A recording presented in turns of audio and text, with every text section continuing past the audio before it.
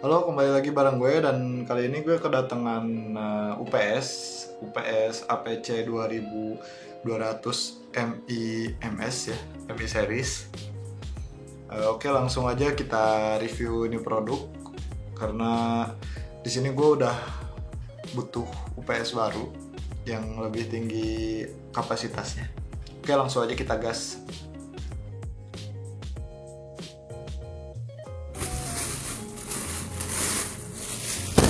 Handle masih harum.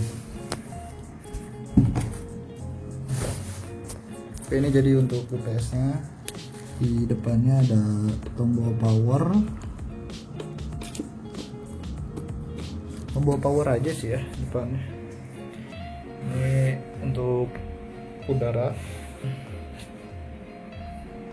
Belakang banyak banget. Ini ada fan,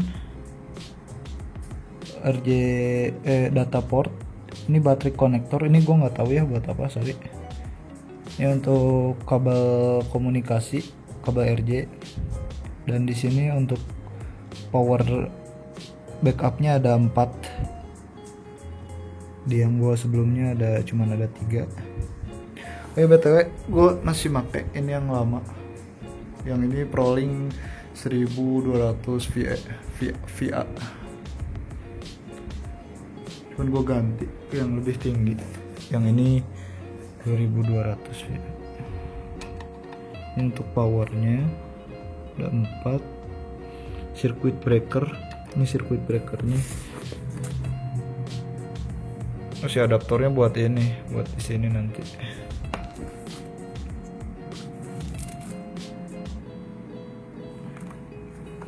Oke, itu aja, nggak ada yang ini sih, ada yang beda kayak UPS lainnya, cuman yang seri yang 2000 atau 1200 ke atas kali ya, dia punya fan sih. Soalnya yang punya aku itu yang sebelumnya nggak ada fannya, yang Prolink.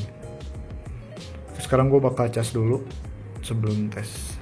Ini di casnya 24 jam kalau di buku panduannya sih. Oke.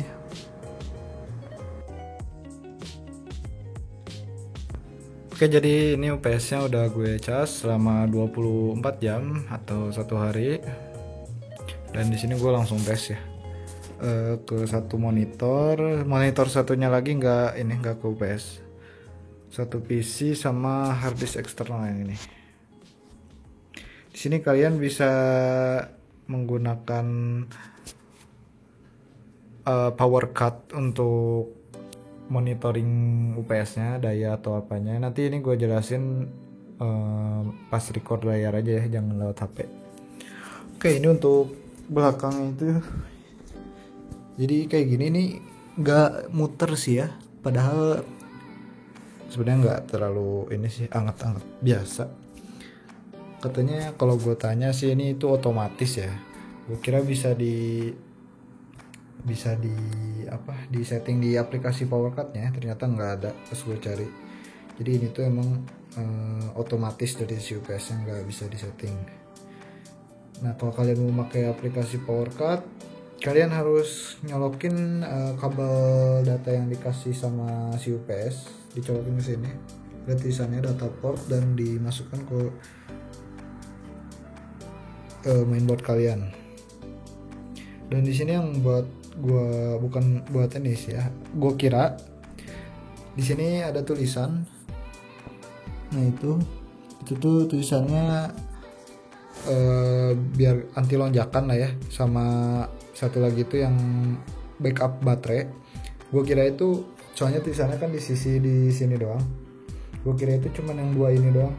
Yang 2 ini dia enggak, dia di backup sama baterai dan juga udah ada anti lonjakannya. Dan yang ini gue kira untuk ini anti lonjakannya doang, atau gak stabilizer gitulah. Ternyata ini tuh 4-4-nya di backup sama baterai si UPS ini sendiri. Jadi kalau mati listrik, kalau kalian nyolok dimanapun tetap ke backup sama baterainya. Kenapa gue ngomong gini? Karena di UPS Prolink gue yang sebelumnya itu cuman 2 yang nge-backupnya. Jadi 1, 2, di sini 3 di tengah. Emang sih itu yang 1200 VA soalnya. Gue kira ini juga sama, soalnya tulisannya di samping doang, tulisannya. Tulisan dia ngomong backup sama anti surge-nya. Jadi gue kira cuma di sini, yang di sini itu cuma buat stabilizer atau anti surge, anti lonjakan doang. Ternyata part-partnya berfungsi. Jadi begitu itu cuman sekedar info aja sih ya. Oke, kita langsung ke aplikasi PowerCut-nya. Oke, jadi ini untuk aplikasi PowerCut dari APC untuk memonitor UPS kalian ya.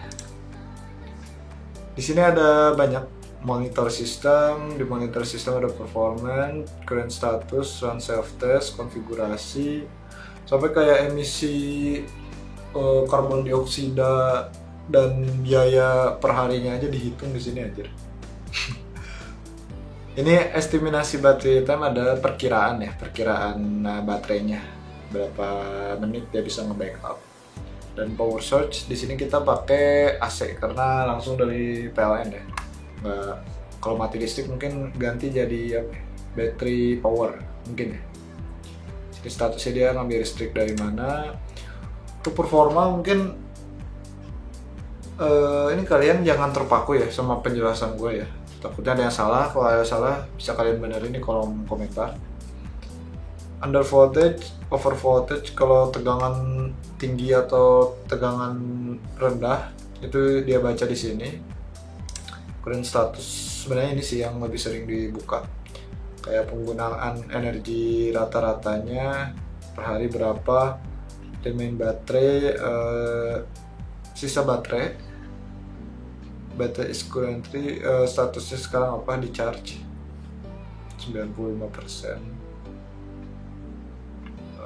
Input voltage, input voltasenya berapa, dan load on battery backup. Ini tuh mungkin ini ya, beban yang ditanggung sama si UPS sekarang itu berapa watt. Nah ini dia, seperti itu. Run self test, PowerCut automatic self test. Jadi PowerCut itu secara otomatis melakukan self test atau tes apa ya, self test, ngetes diri sendiri lah gitu, baterai kita setiap 2 minggu. Ini gue nggak pernah dicoba sih ya, gue paling ini atau enggak runtime notifikasi, tapi jarang sih, kayak auto off di berapa persen baterai yang kayak gitu. Katanya kan ada fitur gitu, tapi gue nggak pernah coba ya. Yang gue butuhin cuman ini aja sih, beban yang dia tanggung berapa dan berapa persen baterainya, itu aja sih. Kalau kalian mau ini, kalian bisa cek sendiri. Pokoknya ini lengkap banget untuk monitoring software UPS nya. Cuman yang kata gue tadi udah gue jelasin, di sini tuh nggak ada settingan buat fan ya, anjir, fan UPS nya. Jadi soalnya sejak pertama kali gue beli udah dicoba di mode battery, mode AC, sama dia gak muter kipas. Gak tahu, kalau gue tanya sih katanya dia otomatis ya. Kalau di saat kelebihan beban berlebih kan jadi panas tuh UPS nya. Atau gak di saat ya suhu tertentu mungkin baru kipasnya jalan. Oh iya, pas pertama coba UPS ini ke komputer itu bukan banyak masalah apa ya, banyak pertanyaan-pertanyaan yang muncul sampai gue ngeposting di sosial media gitu kan, dan jawabannya juga beragam lah. Atau kalian bisa lihat kayak begini.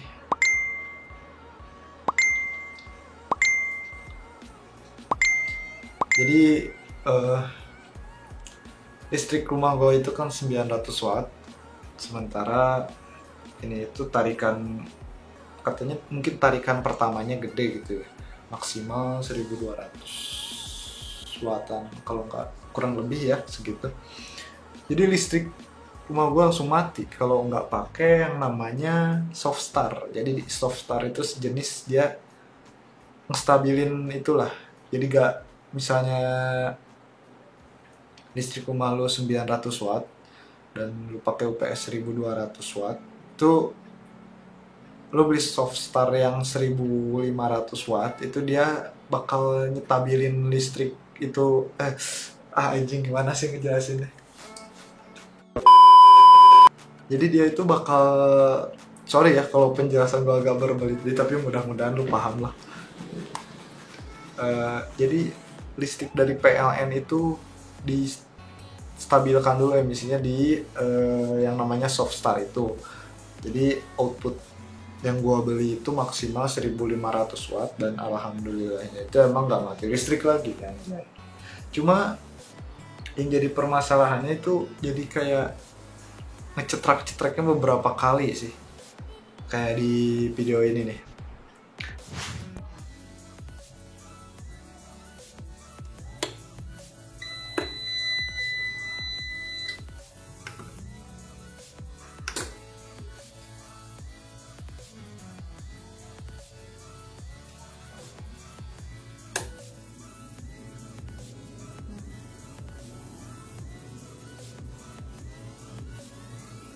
Nah dari situ emang kebanyakan di forum juga, di sosial media juga yang gue posting itu banyaknya nyuruh upgrade sih, upgrade watt listrik di rumah gue ke 1300 ya. Ada yang sampai 2000 mah minta gue rekomendasiin upgrade ke 2000 ya. Itu jadi pilihan terakhir gue sih kalau emang benar-benar masih kayak gini, paling di upgrade. Itu buat info aja buat kalian yang mungkin sama wattnya under 1000 lah, mungkin pengen beli UPS yang daya tampungnya cukup besar, itu juga harus dipertimbangkan. Mungkin itu aja sih ya. Gue juga kalau lagi gini sih kadang nggak kepikiran gitu ada yang mau diomongin, tapi kadang nggak kesampein, lagi lupa atau apa. Jadi kalau ada yang kurang kalian bisa tulis di kolom komentar.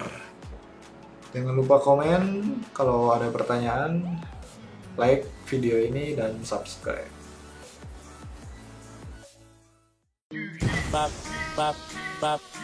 Bitch go loco. What's good, good? Needed a love with the underdogs on top. Then only I'm a thorn son straight from the hood. Glide on a nigga with the fofo.